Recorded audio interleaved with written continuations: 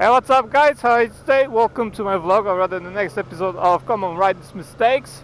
I have my helmet open today, and I'm not intending on closing it. It's quite hot today. It was around 29 degrees during the day. That's why I'm here right now, not during the day, because it's fucking die, man. You die in that weather. 29 degrees, man, on a bike. No, thank you.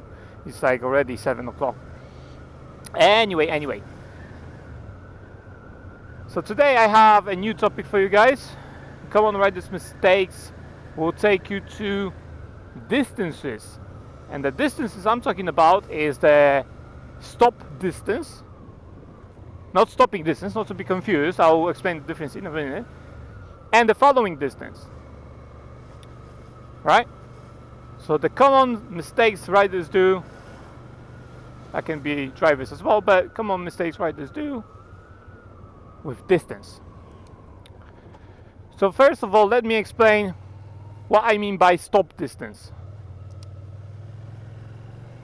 As you probably may know, stopping distance refers to how far will you travel while braking from a certain speed. That's stopping distance, right? But I'm not talking about that. That's just, like basic figures you will learn for your theory. That doesn't interest me. Besides, these figures are incorrect. If you have a brand new bike, or if you have modern bike, let's call it modern bike, not brand new, and you have fairly advanced braking system, such as modern braking system, braking disc, maybe ABS and stuff like that, the braking distance you will have is lesser than what they give you in those figures, because they allow for all the vehicles, kind of thing.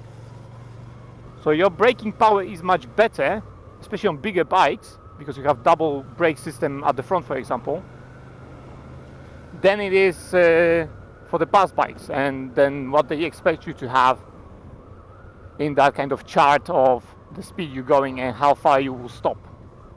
So that's not the distance I am interested in. The stop distance, and I'm not calling it stopping distance, I call it stop distance, is the one you are stopping, for example, the lights, and the distance you keep between you and the car in front. That's the distance I'm talking about. So we'll touch on that as well. Let's tackle the following distance first. So the following distance, as you probably know, in weather like this, it's nice weather, dry, good conditions, I can see very well. The following distance is 2 seconds rule, right? So there is no specific distance as in meters or yards or whatever. There's no specific distance that you have to keep. It's just 2 seconds, because depending on your speed, this distance will increase or decrease. If you're going slower, 2 seconds will pass, but you can keep a shorter distance because you're going slower and your braking power is good enough. So the distance will look shorter for you. But if you're going faster, the distance will be bigger because you're traveling faster, and therefore you can cover the same kind of distance in much quicker, basically, because of speed, like space-time, fucking physics. Anyway, the common rider mistake is that people follow too closely. Now, it doesn't concern bikers only. Obviously, people tailgate. That's practice known to many bikers, I'd say. But at the same time, bikers are following too closely, right? Especially the learners. I usually don't see full licensed riders following very closely. Oh, usually they do sometimes. Oh, they changed this to fucking 20. Wow, didn't notice that. They usually don't follow too closely, but it sometimes happens. Usually with learner drivers or new beginner riders. I prefer to call them new beginner riders, because learner riders is kind of to some people derogatory. I don't think that is, but to some people it is. So I prefer the language of bullshitting myself that they're new or beginner riders, or not kind of advanced riders or something like that. It doesn't matter. Either way. The following distances I see, and it's not just cars that they follow, it's buses. And that's very dangerous. Like, if you follow a bus a meter away and you're following in front of him, like you are sitting in the middle of the bus, not even on the side of the bus, in the fucking middle of the bus. I saw people do that. you have no view in front of you at all. The whole view in your helmet is filled with a bus. That's what you can see, a bus, nothing else. You don't know if it's gonna brake. You don't know anything about the situation ahead. You just see the bus. Maybe it's lights and stuff like that, but what type of reaction can you have in that short period of span? So that's a very common mistake. People follow buses, large vehicles very closely. It's very dangerous, guys. Literally, and I see it a lot. It's not like I see it, once in a while. I see it every day, and that's worrying. Very worrying. Because people don't think that, because they are on scooter or something like that, and it's fine because you can whatever, right? You're going slow speed. No, it's not fine. You cannot see shit in front of you, so you don't know if the bus is gonna brake or whatever. And that's how accidents happen. People follow vans very closely, HGVs, buses, stuff like that. It's just accident waiting to happen. So that's a very common mistake I see in bikers. Usually, as I said, it's common for people with L plates. But it's also worrying that I see that with proper full license riders. Not saying they're like invincible, but they should know better. So as you can see, my following distance here, it's at least 2 seconds right now, and I'm going the speed limit. I'm going like 42 on my clock, which is not 40, but I'm going like the speed limit, and the car in front of me is far away. I have time to brake, to do whatever I want, to make decisions. Like if he brakes suddenly, I have time to stop as well. But if you don't, and if you follow too closely, you can just brake into him because you won't have enough space. Now obviously, yeah, bikes are better these days, but that doesn't mean you don't need space to brake. So to prevent that, and as I said, it happens a lot. It happens really a lot. So to prevent that, just keep back. Keep to the 2 seconds rule. Basically, if you don't know if you are far away enough from the car, and I'm not telling you to keep large distances. That's annoying to other drivers and whatever. They can overtake you actually dangerously if you do that. But keeping too close is also not very wise. So what you can do is you see the car in front of you and find an object that is stationary on the road, so-called road furniture. A road furniture is a lamp, a camera, I don't know, a fence, whatever. It doesn't move. So basically, something that doesn't move. And you get that as an anchor point and simply count the seconds in your mind to the car in front of you. So for example, let's take the traffic lights. Let me go normal speed and the traffic lights. So you counted, I'm like 4 seconds away from this guy. So he appeared at the traffic lights around 4 seconds before me. So that's the difference. That's the distance I have right now.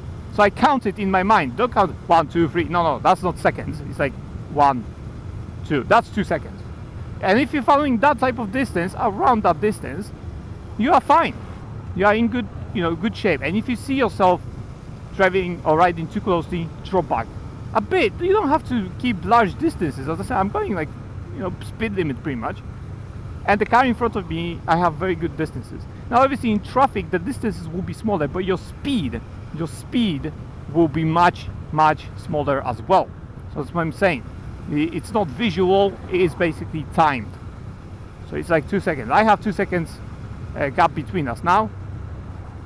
And if we were going like, for example, 20 miles an hour, that gap could be smaller because we are in much smaller speed. I actually don't want to change the key now because we are going. So I'm approaching it a bit closer now. So I'll have to brake because I know they're slowing down. Even though I don't see brake lights, I know they're slowing down. I can see the car slowing down. I'm getting closer to the cars. So I'm slowing down as well. I could use my brake, tap my brake, or I could just lift off and cruise, engine brake, whatever. But keep in mind that the distance in front of you and the car in front of you and you should be around 2 seconds in good weather. In bad weather, it should be 4 seconds, and people in bad weather also follow very closely. That's a very common mistake people do, and it can be a very costly mistake. because it's easier for you to get into an accident at that type of, you don't have space and time to really prepare yourself or do anything in that space. You can just brake harshly. In wet conditions you can slip. If you follow too closely, the car in front of you brakes and you brake as well and slip. Because your wheel locks, for example, even if you have ABS, you may not be able to brake in time and you just hit the car, for example, or you're very close to the car, something like that. You don't need that in your life. So I'd suggest taking a note of what type of distances you are doing your travel. So watch out for that. And it's a simple thing to correct. You just have to remember about the 2 or 4 second rule and keep to that and count in your head the seconds. Find a stationary object. It's very simple to correct. You just have to mind it, basically. It's not very difficult to get rid of that. It doesn't matter if you have delivery or a commuter. It's literally a mistake that can cost you a bit.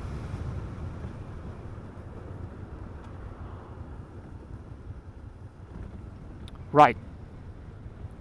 So now that we have following distance of the head,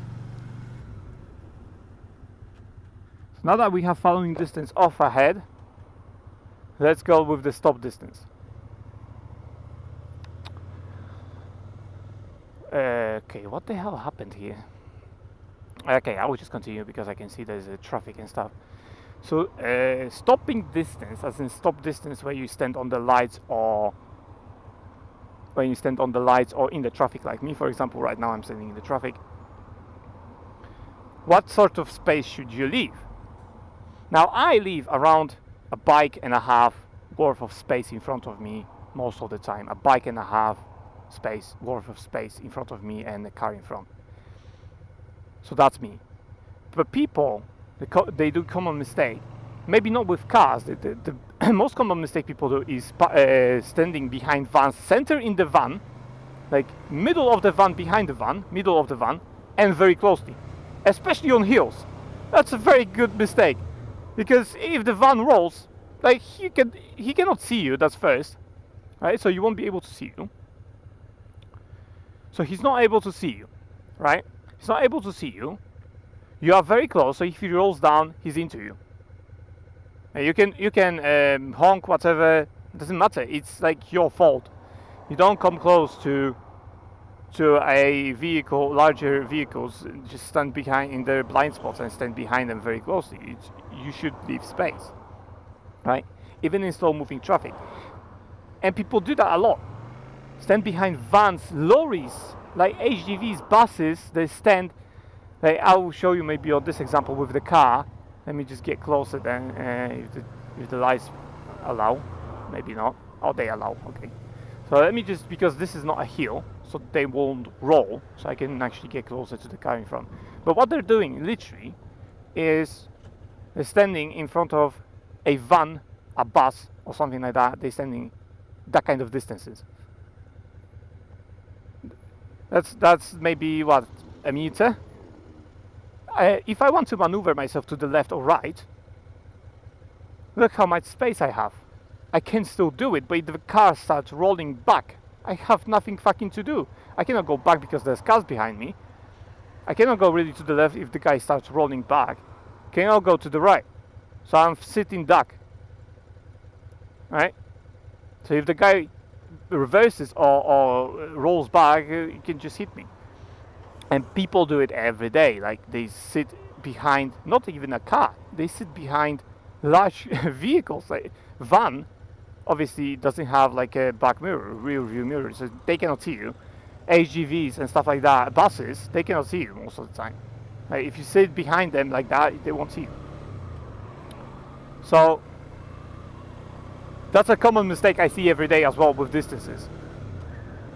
And I don't know if people don't realize how they can actually get smashed because of keeping such short distances and positioning themselves. That's another thing when they position themselves. That's another kind of additional thing to positions. Because if you stop in the middle, for example, of a van, lorry, or a bus, they are not able to see you. Even if you stop close, but on the side, they see you in your mirrors. And people stop dead center of large vehicles. They don't stop on the side. They usually, a lot of bikers do, but a lot of bikers don't. They just follow behind, like in the middle. That's a good, not very good practice.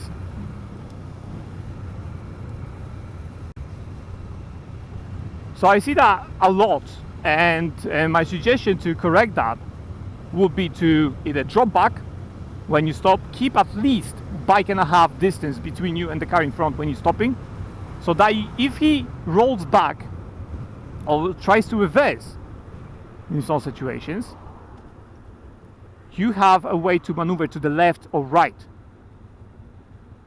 Gives you something at least, right? And you can escape somehow, maybe. At least give you something. You can still sound your horn, that's fine, but at least you can act. Go to the left, go to the right, escape, try to, you know, avoid the guy rolling back or reversing back. Or, if you have to stand closer, because I don't know, the traffic is bad, do it on the side. Like, people will tell you, I'm traveling in the middle of my lane most of the time, because I'm going straight, I'm not turning anywhere and stuff like that. But when I see traffic, or I cannot see the road ahead, I'm moving to this side of position, for example. So I'm here, and the people in the mirrors, they can see me, for example. It's the same with traffic. So if I have to stop and something large in front of me, position yourself to the left or right so they can see you. And if they reverse, you can sound your horn. He will look, or she will look in the mirror, and you will see a biker there or something like that. And you have even more space to escape to the side, even more, because you're already on the side. So you have space to escape. So that would be the best way to correct that kind of, either distance yourself a bit better,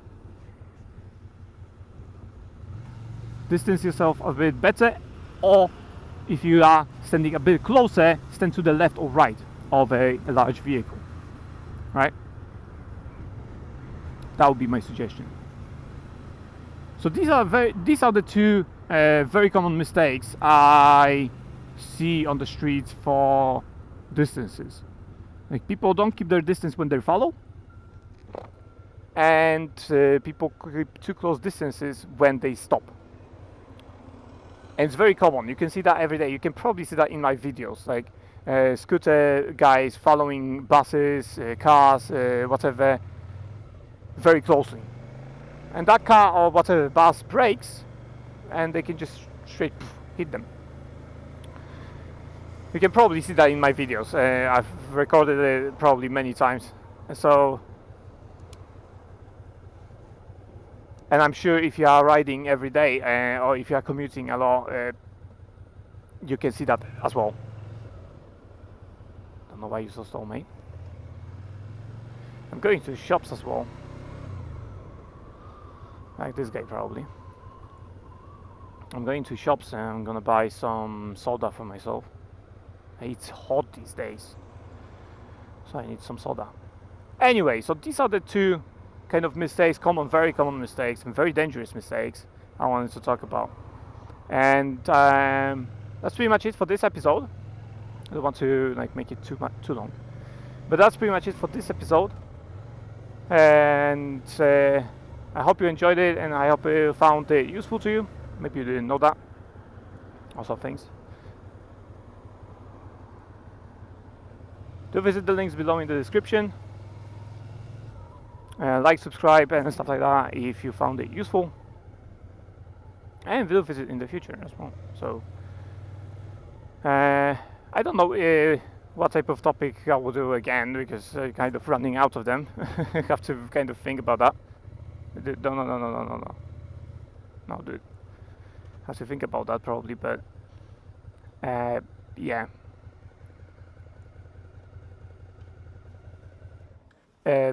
That's a fifth already topic, and I kind of running out of them, but we'll see. Anyway, that's pretty much it from me, guys. I'm at the shops and I'm gonna buy some soda.